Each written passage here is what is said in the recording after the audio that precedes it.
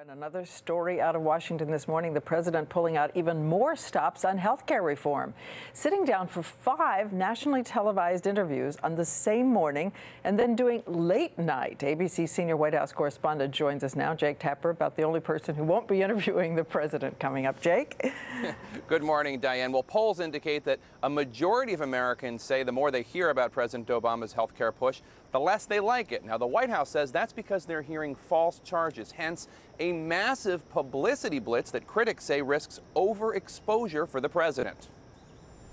This Sunday, President Obama will make an appearance on ABC News This Week with George Stephanopoulos, and also on the Sunday shows of CNN, CBS, NBC, and Univision.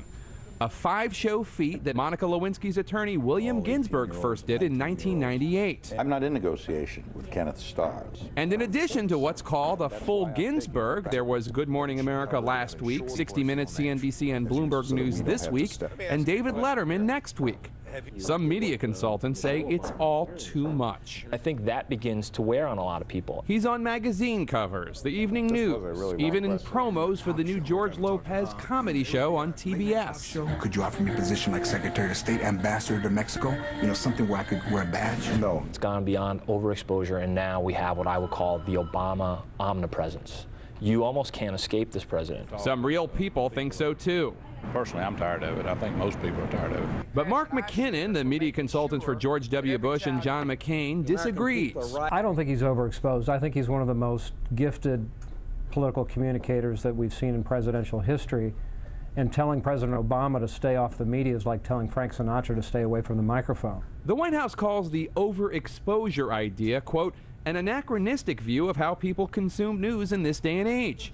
With the audience splitting over hundreds of channels these days, the president could appear on all the Sunday shows, morning shows, evening news programs, and late night, and not even reach half the country. Plus, we live in 24-hour news cycles now, and if the president isn't filling the vacuum, his opponents will be. Questions about the president being overexposed are not new, Diane. Critics have been carping about it since March. Asked for a comment from ABC News about this story, the White House said they would be happy to deny all of ABC News interview requests for the president for the rest of the year. They were joking, I think. Diane? Right. We do all want interviews with him so we can ask him why he's being interviewed so much, of course. Thanks to you, Jake.